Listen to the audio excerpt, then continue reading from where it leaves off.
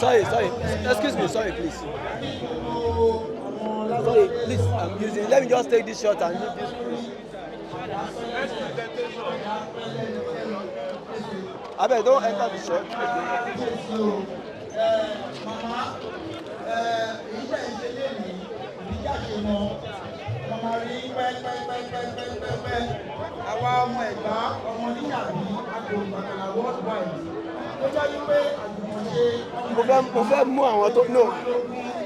No, it's only these people who no, don't worry.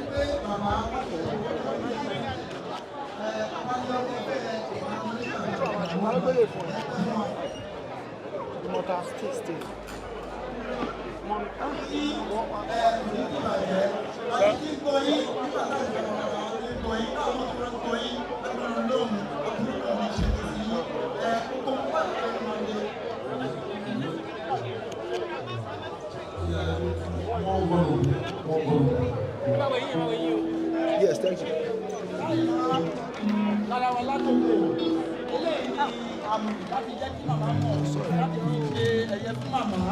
Let's take this. Happy birthday to you, ma. Wish you long life and prosperity.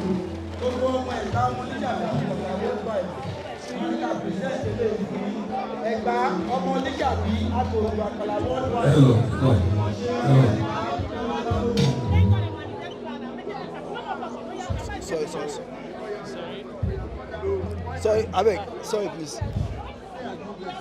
Hello, ma. Hey, now. Thank you so very much, Egba Monishabi and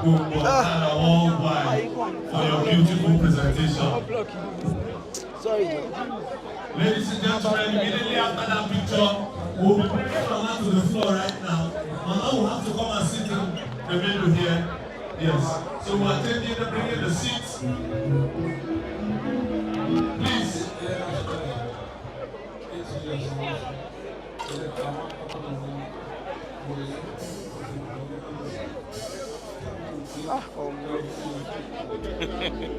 Just the roll up and down.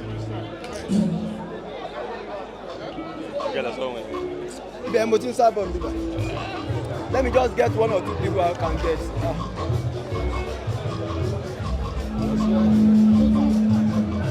The way they created the space is supposed to be wider, make it like this. And they don't even use high table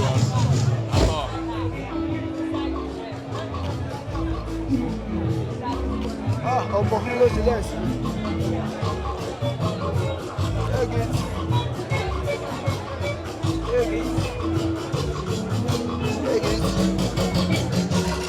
Take it.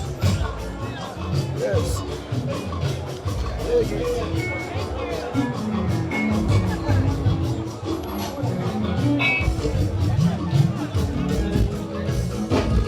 It is like no right here.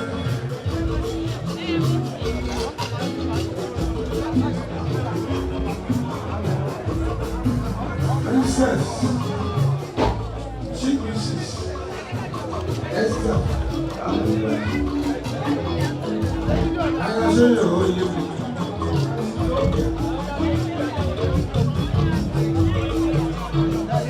No, you not need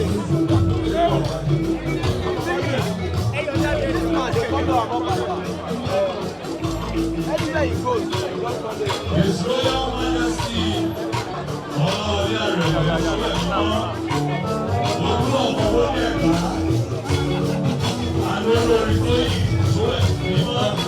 we want to say, God bless you. His Royal Highness, your Royal Majesty. Agbẹ́bẹ̀rẹ̀ tó ń kó ń sàn, àpẹẹrẹ ìjòló aṣíwájú.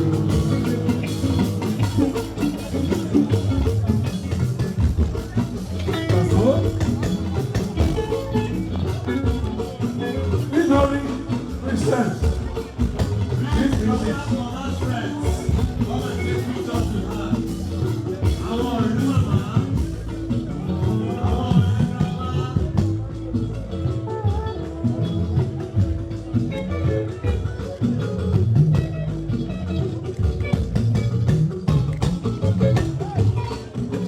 dúpẹ́ SHOYOYE mi. Ọgọ́rin ọdún láyé, ọpẹ́ ní f'Olúwa. Aya SHOYOYE mi. Rasheed SHOYOYE mi. Mo dúpẹ́ ká ló bẹ̀rẹ̀ kó. Àbẹ̀rẹ̀ tó ló wá síwájú.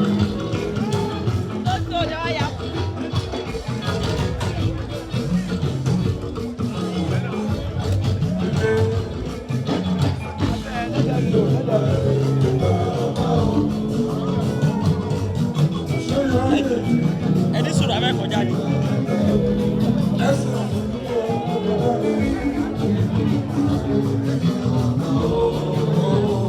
Ẹ máa lọ sẹ́yìn. Yes sir. Ẹ máa lọ báyìí. You are blocking it for you. Carry it on.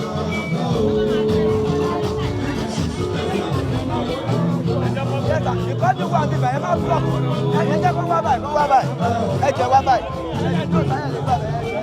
Ẹ gbá báyìí, ẹ gbá báyìí.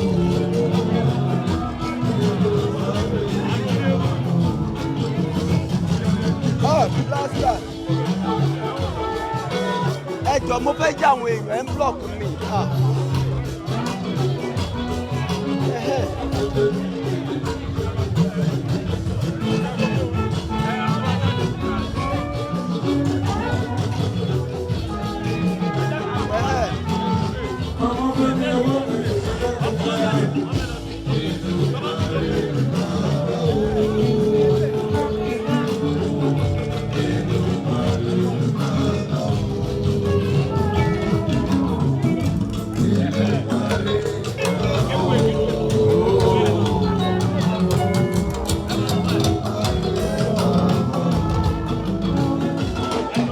Mama Fẹ́mi àwọn pẹ̀lú. Fẹ́mi àwọn pẹ̀lú yìí o.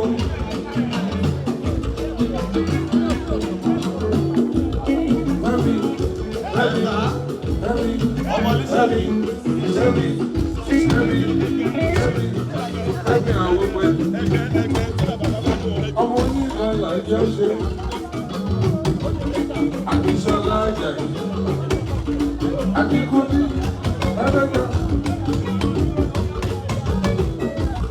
Ayadele.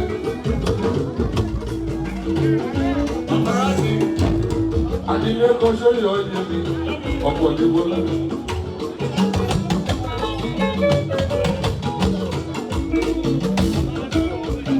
Yomi SHOYOYE yìí o. Ọkọ̀ tó lá SHOYOYE. Rasheedat. Lọ́sùnmọ́. Ayafọlá. Rasheedat Lọ́sùnmọ́ Ayafọlá.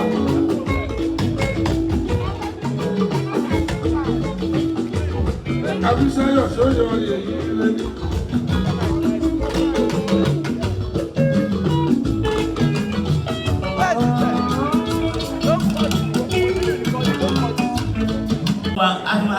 Ọ̀pọ̀lọpọ̀ àmà àpapọ̀lọpọ̀ òkè lẹ́sìn máa lọ bá kò ní ṣe àwọn ọmọ yín. Bàbá wa gan adúgbẹ́ lọ́wọ́ gbogbo wa lọ́wọ́ ṣàdá fún bàbá wa àṣírí SHOYOYE torí gbogbo bàtà tí ń ta bẹ̀rẹ̀ bẹ̀rẹ̀ àjọ ń ṣe ní pẹ̀lú wọn. Wọ́n sì ń fi dáadáa pẹ̀lú wa. Tọ́ba rí wa, wọ́n á kàn ṣe pé wà pé ẹgbẹ́ ẹja sọ àwọn òrí yóò gbọ́dẹ̀ wà. Àwọn fẹ́ rí àsìkò ẹ̀rọ lọ. Àwọn ọmọ náà pàdàkì àṣeṣe fún wa. Gbogbo àwọn ọmọ náà Ọlọ́run sì jẹ́ kán lọ́wọ́ lọ. Òkè náà lọ wọ́n máa lò kí wọ́n níwájú láíláí o. Ẹ ṣe àdúpẹ́ o. Bá a ṣe ń dúpẹ́ lọ́wọ́ màmá wa, àwa Ẹ̀gbá Elders Club, ọmọ tẹ́ ti ń pọ̀ láti over 40 years. A ti lé lọ́mọ 40 ọdún. Nígbà tá a dágbére wálẹ̀ ni mo ṣe sọ lẹ́ẹ̀kan. Ọ̀dọ́ ni wá. Ṣùgbọ́n lẹ́mìí, kò sẹ́ni tó less than 65 years. Nínú wa ẹni tó kéré jù nínú wa ní 65 years. Gba dúpẹ́ lọ́wọ́ Ọlọ́run wípé ẹ̀mí yín wà tẹ̀sí kí ń ṣe ìyá ẹgbẹ́ wa dàsìkò yìí.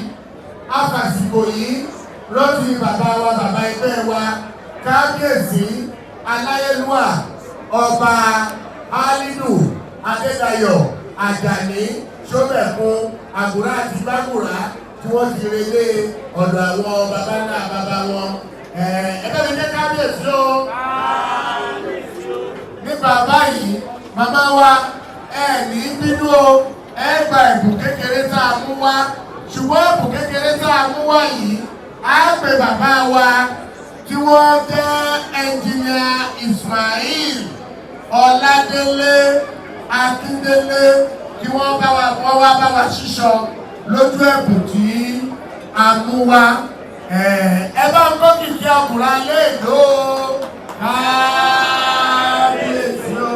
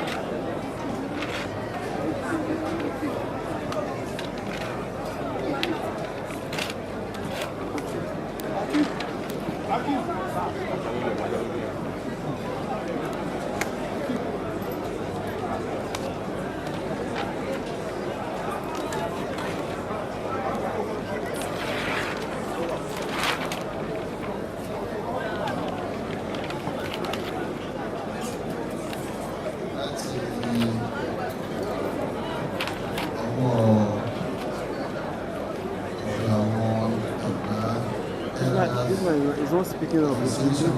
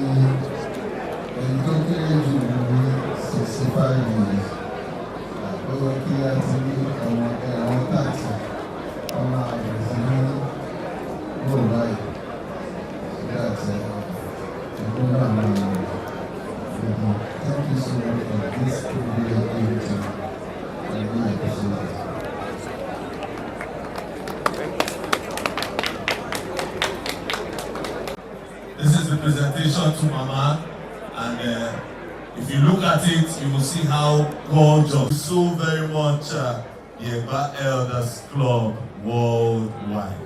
Ladies and gentlemen, while they are up with their presentation, I want to specially recognize. But for the tributes, I'd like to let us know that we can only take maybe 2 or 3 more persons. We can only accommodate 2 or 3 more persons, and that will be all. And after that,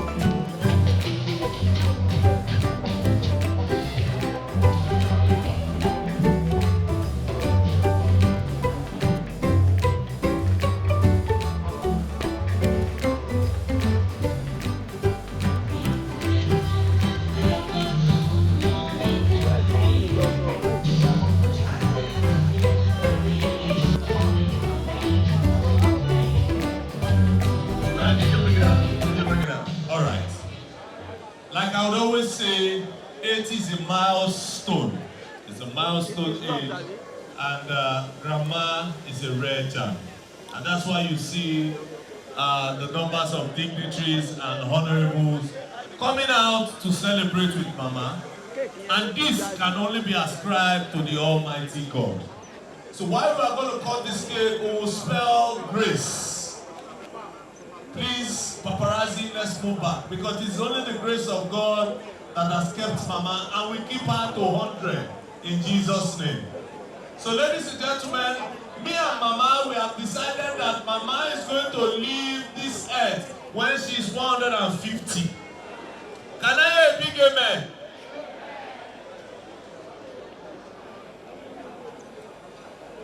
Ladies and gentlemen, so what will happen is that when we get to the number 150, as myself and Mama and the entire congregation has decided, ladies and gentlemen, we are going to be cutting this cake. Ladies and gentlemen, please, I will start from 80, and when we get to 150, we will cut the cake. Ladies and gentlemen, 80 to 150. So we are in 80 now. Can I hear 80? Kilo Shele. Shati Suni Abeti Joyo. Daddies and mommies, your excellencies, give me 80. Can we go 90? Can we go 100? Can we go 110? Can we go 120? Next 130. 140.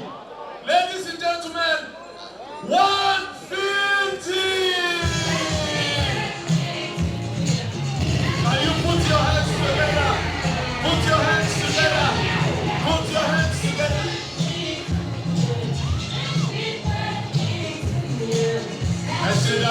Thank you. Thank you, Yossi of the Baran. Thank you, Honorable Commissioner. Thank you. Hey!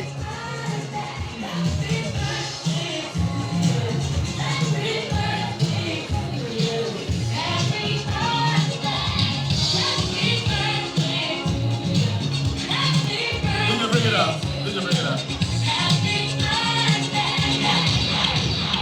So ladies and gentlemen, we want to quickly take pictures. Mama only, Mama and the kings, and of course Mama and her sisters, Mama and her children. If we can quickly do this in 2 minutes, and then we'll bring Mama to the dance floor. Chief Commander is already prepared to serenade her with some oldies. So Mama only, Mama and the kings. Hello. Yeah. We'll bring up, no, in 5 minutes, 5 minutes after this process, 5 minutes. Let's take pictures. DJ, you can play something on that. You can play the Happy Birthday song. Sorry, this might just go up.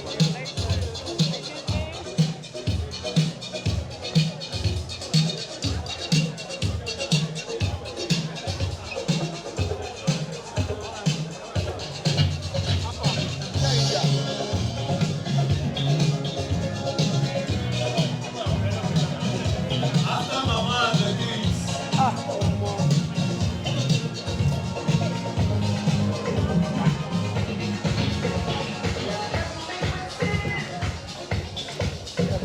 Where's Mama's children? Do we have any of Mama's children around? Any of Mama's children? Mama's grandchildren. Mama, am I still low?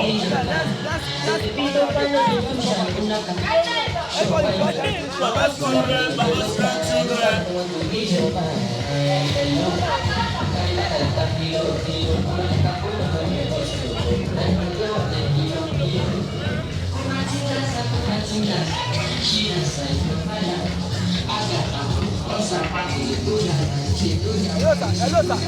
Hello, sir.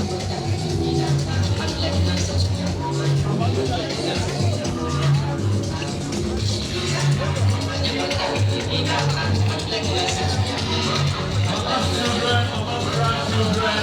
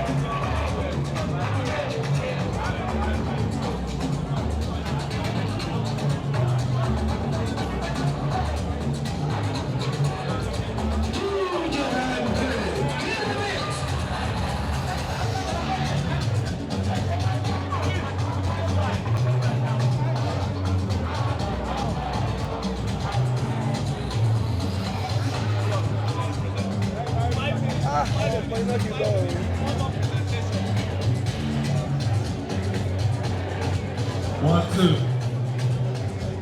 These are mama's children and grandchildren. Beautiful indeed. Somebody stop smiling. Then, show me your daddy too. Oh yeah, can we say Mushi?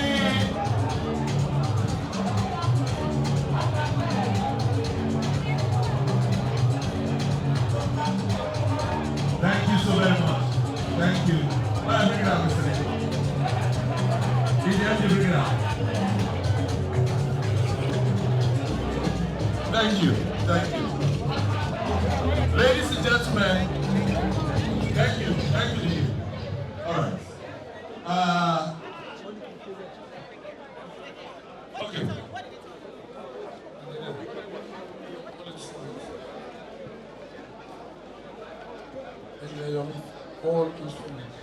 Hello, hello. All right. Please, the children are around. Please let them go take pictures. Egbaha, Omolishabia Gongo, Akala worldwide. You will have your presentation now, and after that, we bring up Mama to the stage.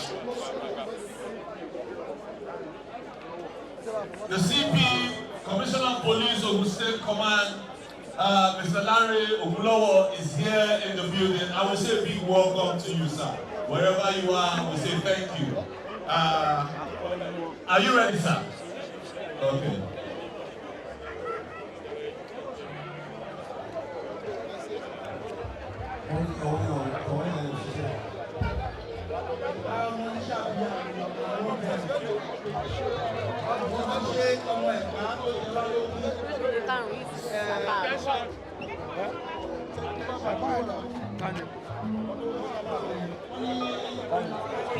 Sorry, excuse me, sorry, please. Sorry, please, I'm using. Let me just take this shot and use this, please. I bet don't enter the shot.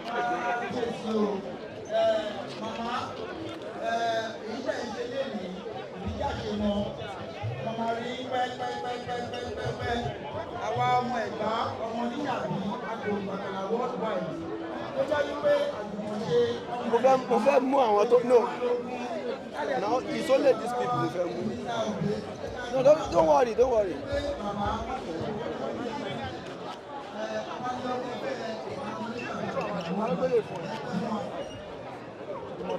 Stay.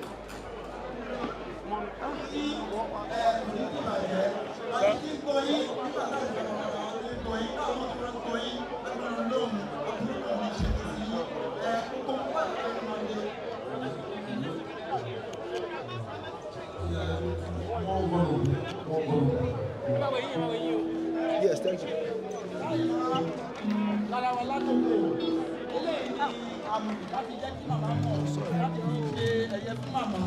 Let's take this. Happy birthday to you, ma. Wish you long life and prosperity. Gbogbo ọmọ Ẹ̀gbá ọmọ oníjàmbá ọmọ worldwide. Nígbà present ilé ìwé Ẹ̀gbá ọmọ oníjàmbí agbóhùnbàkàlà worldwide. Hello.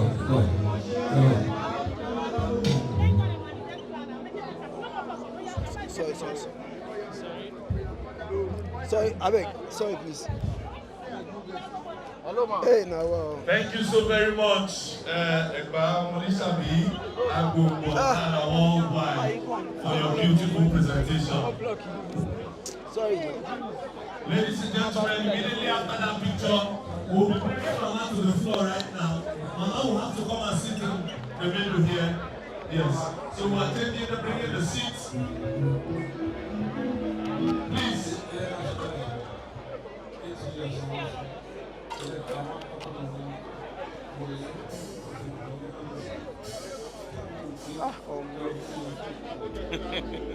Just the roll up and down.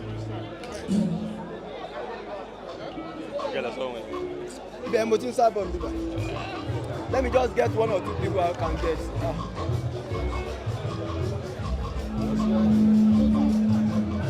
The way they created the space, it's supposed to be wide and make it like this. And they don't even use side people.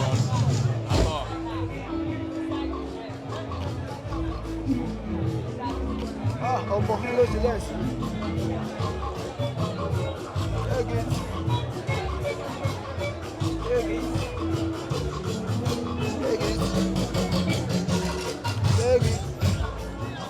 Yes.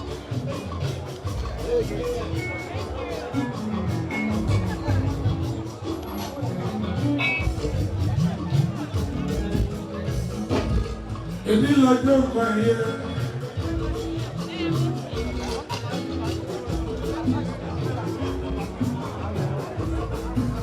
Princess, Chief Mrs.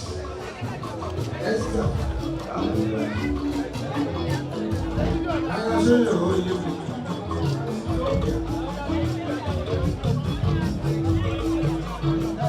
No, you not need it. Anywhere he goes, he just follow. His Royal Majesty,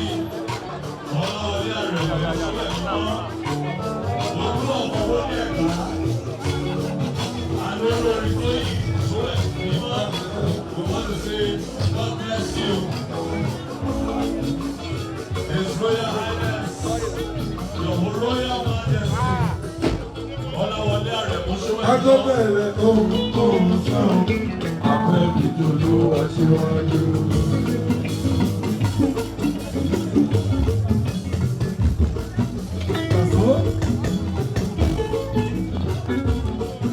Nítorí Christian, this music.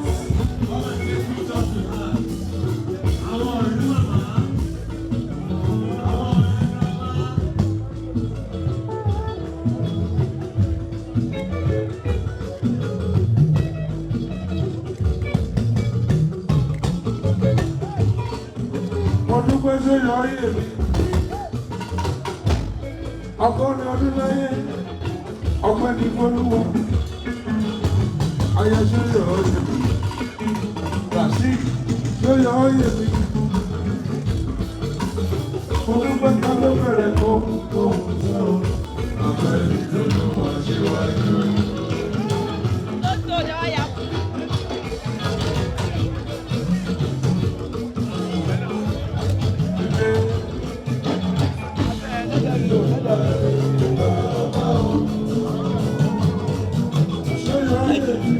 Ẹni sọ̀rọ̀ abẹ́ kọjá ni.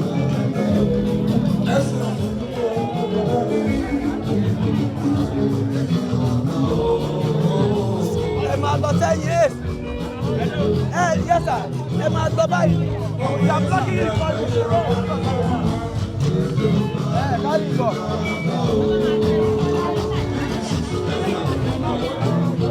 Yes sir, because you want to buy, ẹ máa block.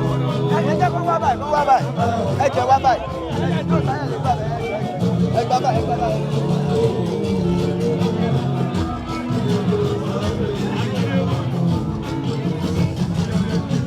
Last time. Ẹ jọ̀ọ́ mo fẹ́ jẹ́ àwọn èèyàn ẹ̀ ń block mi.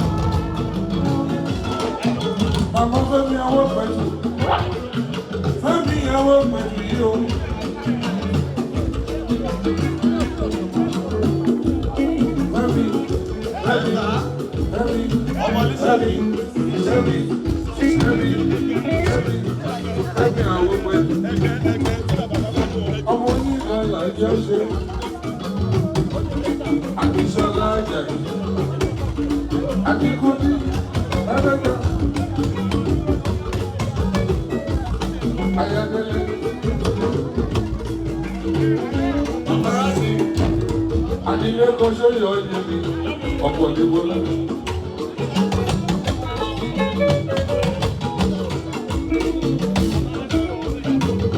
SHOYOYE yo, Ọmọdọ́lá SHOYOYE. Mashinat, Lọ́sùnkọ́, Ayafọlá, Mashinat Lọ́sùnkọ́, Ayafọlá.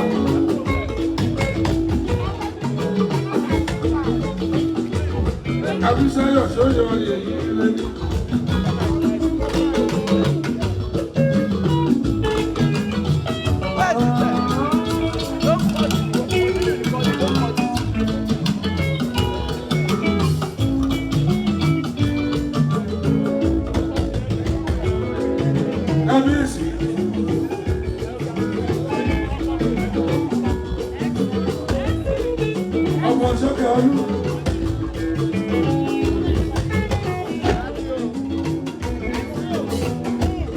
Ọlọ́ọ̀fin mọ́ Adéyẹsí sọ́kà. Àjọpọ̀ Williams olówó yọ̀mí olóògùn òtíẹ̀lẹ̀. Àwọn kábíyèsí. Àbí kábíyèsí. Yọ̀wọ̀ nípa ọdún ọ̀fọ̀ owó lé.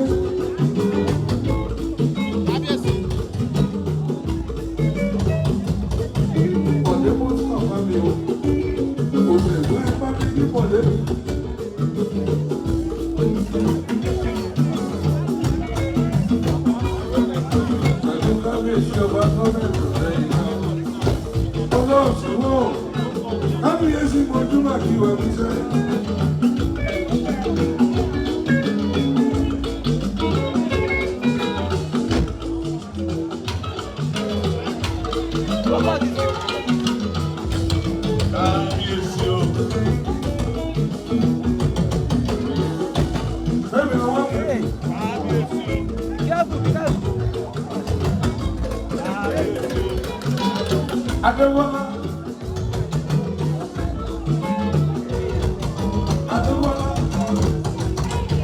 Ọmọ tí kò máa dàbí Adéwọ́lá.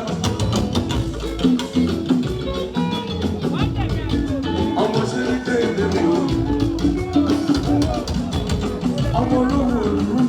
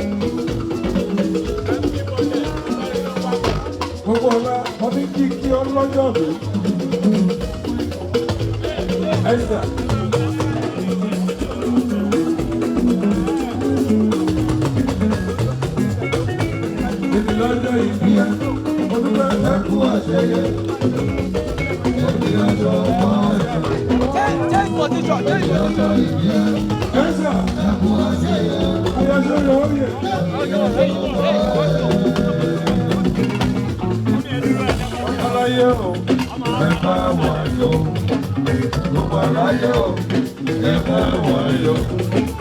Ọgọ́rin ọdún tí ó ti gbà.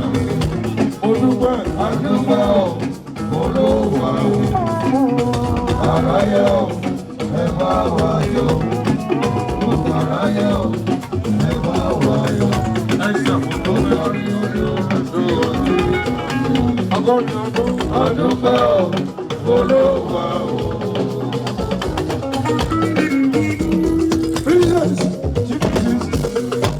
Ẹsẹ̀ mo dúpẹ́ sórí ọyẹ.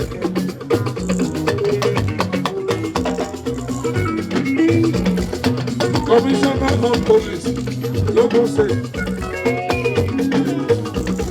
Láre.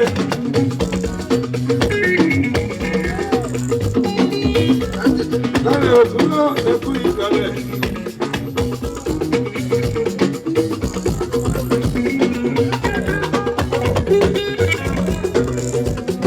Àdìfọ́wà lára balógun àti jẹ́nẹ́rà.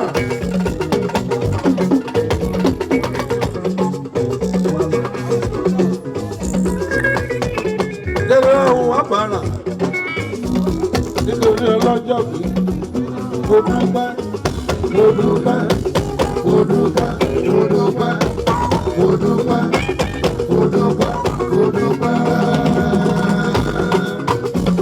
Ṣìbọ̀dé Musa Fámi o, o sì ọbẹ̀ bẹ́ẹ̀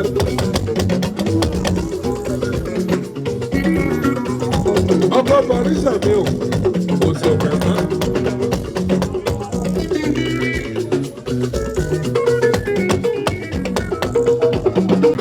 Ẹlẹ́dọ̀mọ́rẹ́ ẹgbẹ́ ọ̀sánà o, ẹgbẹ́ ọ̀sánà, ẹlẹ́dọ̀mọ́rẹ́ ẹgbẹ́ ọ̀sánà o.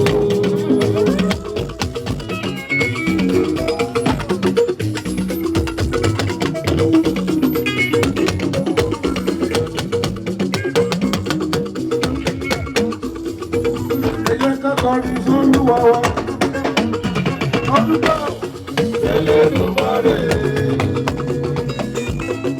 ọba tó dá wa sílé ayé,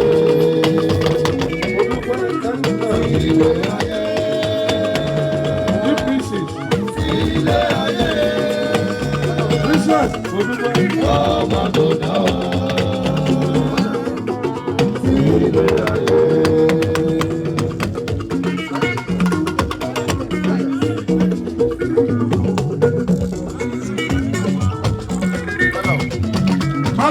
Ṣẹ́gun.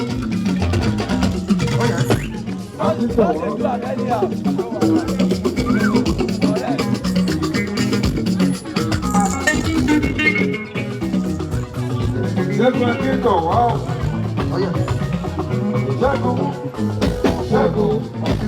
Ṣẹ́gun. Ṣẹ́gun. Ṣẹ́gun. Ṣẹ́gun. Ṣẹ́gun.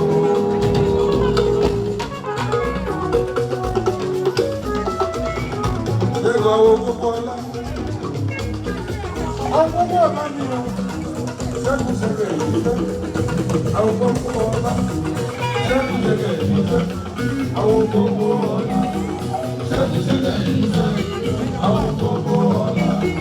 Ṣẹ́gun ṣẹ̀gẹ̀ ìdíjẹ́. Àwọn gbogbo ọlá. Ṣẹ́gun ṣẹ̀gẹ̀ ìdíjẹ́. Bàbá mi ò fẹ́ dára.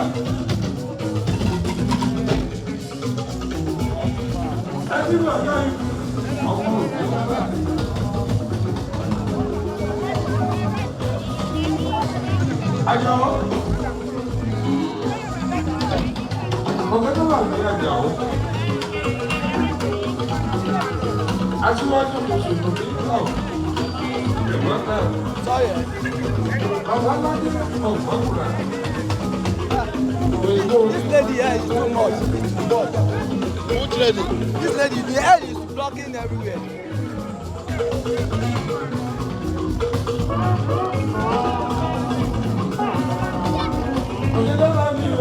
Ọdún ti dé, ọ̀sẹ̀ dé, ìgbàlẹ̀ dé o.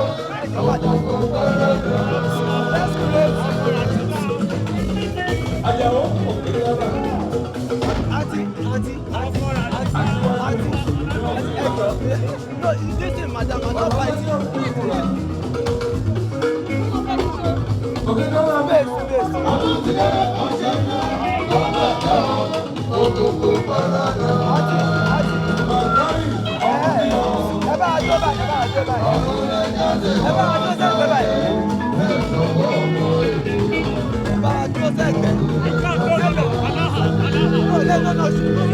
down, bend down.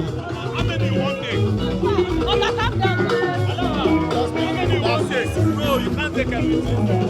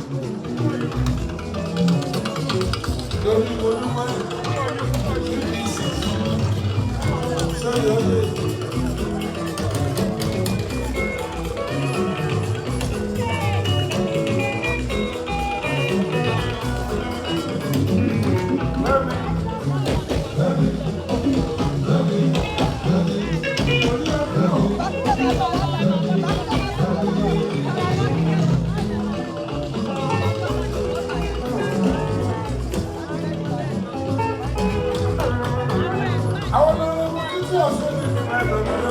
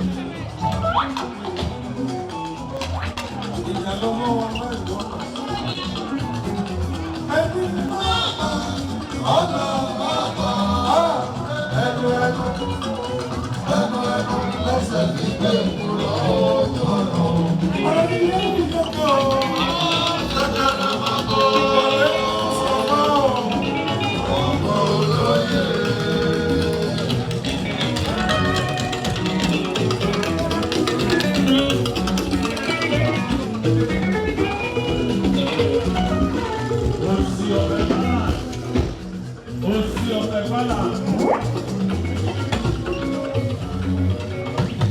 Wọ́n dé bí ọ̀rọ̀.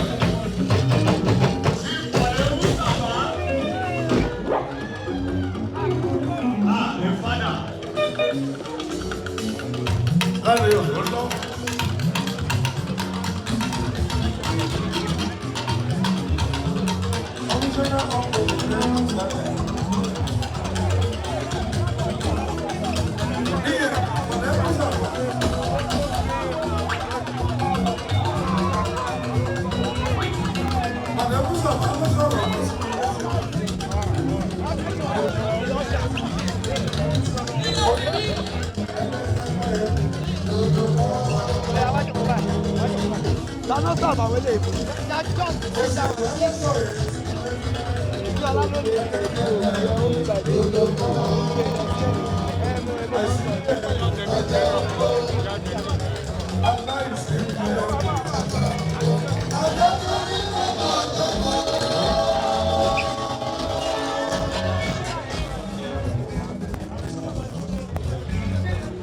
I wanted to take you before we left the office.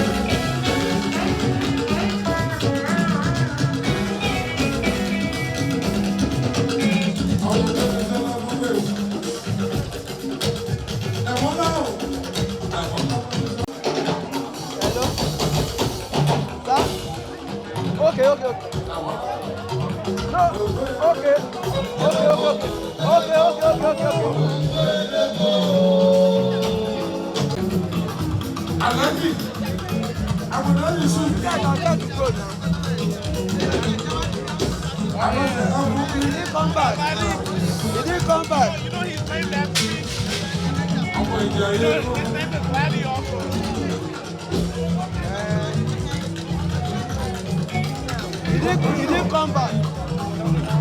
I got busy. I'm sorry.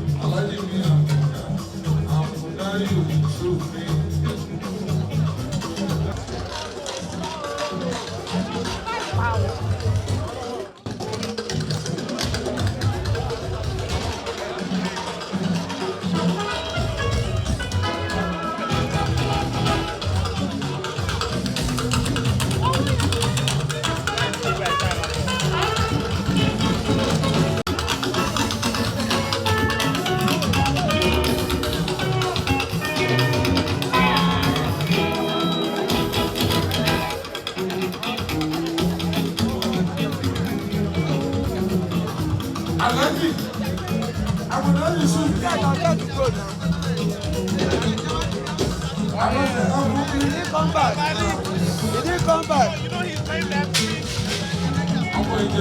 His name is Laddie also.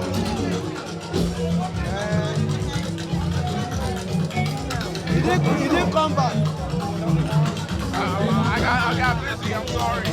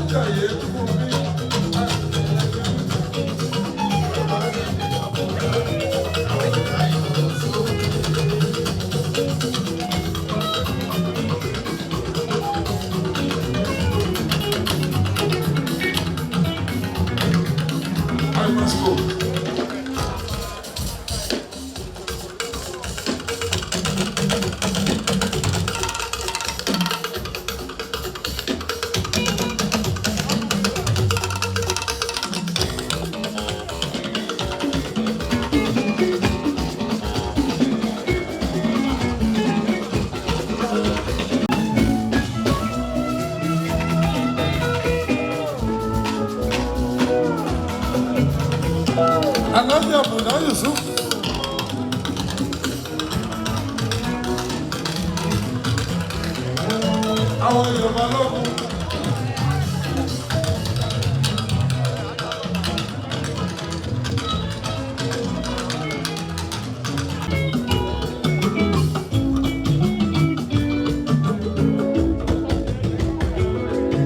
Kábíyèsí.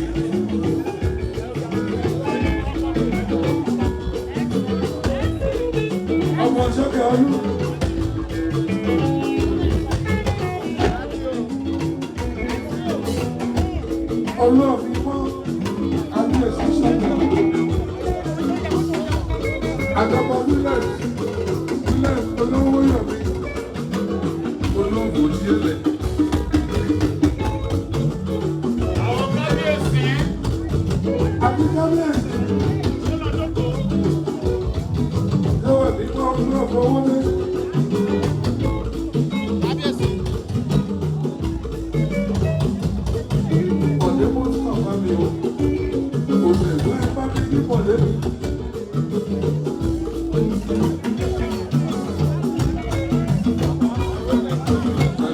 Ìjọba gọ́ọ̀mẹ̀ntì lẹ́yìn náà. Ọlọ́ọ̀sùn náà, kábíyèsí mọ́júmọ́ kí wà ní sẹ́yìn.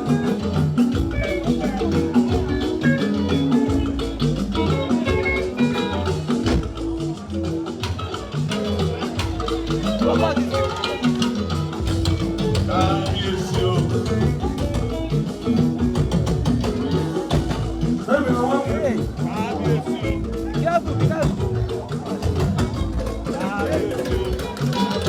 Adéwọ́lá. Adéwọ́lá. Ọmọ tí kò máa tẹ̀lé Adéwọ́lá. Ọmọ sí ní kéde mi o. Ọmọ olówó ìlú.